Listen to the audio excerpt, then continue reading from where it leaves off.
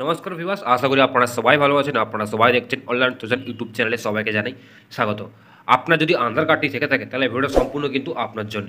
ইতিমধ্যে কিন্তু প্রত্যেকের বাড়িতে বা প্রত্যেকের কিন্তু আধার কার্ড আছে। 5 বছর থেকে শুরু করে আপনি যতদিন বাঁচবেন সেই ব্যক্তির কিন্তু প্রত্যেকের কিন্তু একটি করে কিন্তু আধার কার্ড আছে। সেই আধার কার্ডে কিন্তু বিশাল বড় একটা কিন্তু পরিবর্তন করতে চলেছে ইতিমধ্যে আমাদের এই ডিসেম্বর মাস থেকে বা এই চলতি বছর থেকে কিন্তু এই আধার কার্ডে কিন্তু পরিবর্তন হতে চলেছে। অনেকে এই আধার কার্ড ব্যবহার করে কিন্তু অনেকে অনেক বাজে কাজ করার জন্য সেই আধার কার্ডে একটা পরিবর্তন করতে চলেছে। যেমন আমরা মানুষ যেমন অক্সিজেন ছাড়া চলতে পায় না, তেমনই আমাদের ভারতের মানুষের প্রত্যেকটি মানুষের কিন্তু আধার কার্ড থাকা খুবই প্রয়োজনীয় বা জরুরি।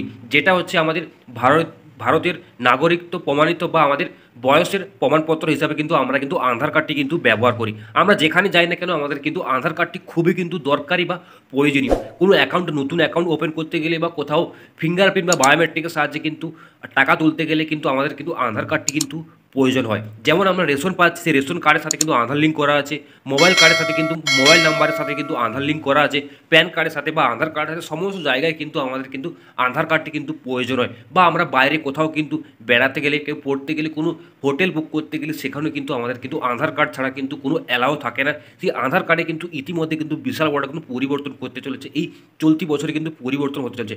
কী পরিবর্তন হতে চলেছে, কেন এই পরিবর্তন, আধার কার্ডে এতদিন চলা সত্ত্বেও কেন এই হঠাৎ করে এই পরিবর্তন এলো, কবে থেকে এই পরিবর্তনটি শুরু হবে, কিভাবে আপনারা এই আধার কার্ডটি, আপনার নতুন আধার কার্ডটি যে আসবে সেটি আপনারা কিভাবে পাবেন, সমস্ত কিছু তথ্য কিন্তু জানাবো এই ভিডিওর মাধ্যমে।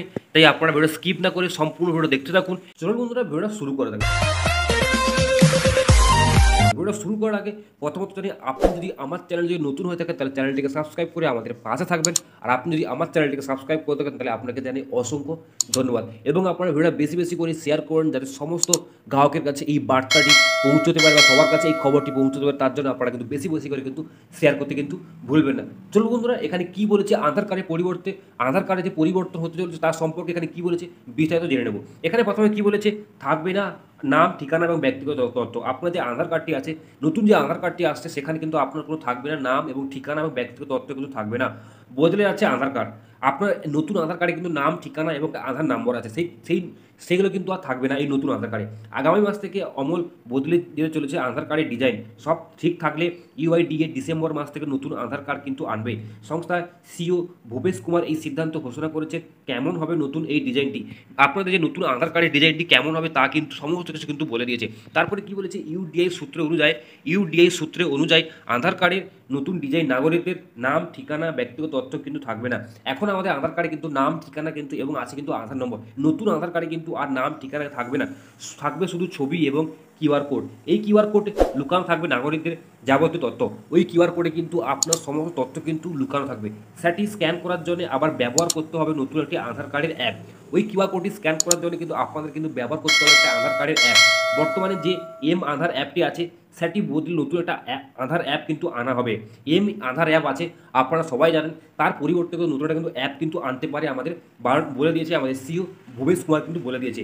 এই অ্যাপটি কিউআর কোডটি স্ক্যান করলে তবে নাগরিক তথ্য কিন্তু মিলবে। যে নতুন অ্যাপটি আসবে সেই অ্যাপটি দিয়ে যে কিউআর কোডটি থাকবে আমাদের আধার কার্ডে, সেটি স্ক্যান করলে কিন্তু সমস্ত তথ্য কিন্তু আমরা কিন্তু পেয়ে যাব। কেন এই ব্যবস্থা, তারপর ঠিক বলেছে কেন এই ব্যবস্থা আনতে চলেছে আমাদের সিইও ভূপেশ কুমার, কেন এই ব্যবস্থা আনতে চলেছে।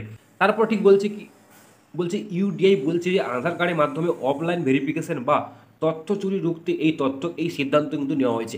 আমরা কিন্তু অনেকে কিন্তু অফলাইনে কিন্তু আমরা কিন্তু অনেক জায়গায় কিন্তু আধার কার্ডটি জমা করছি, সেখান থেকে কিন্তু অনেকে কিন্তু তথ্য কিন্তু আমাদের তথ্য আছে সেই তথ্য কিন্তু চুরি করে নিচ্ছে।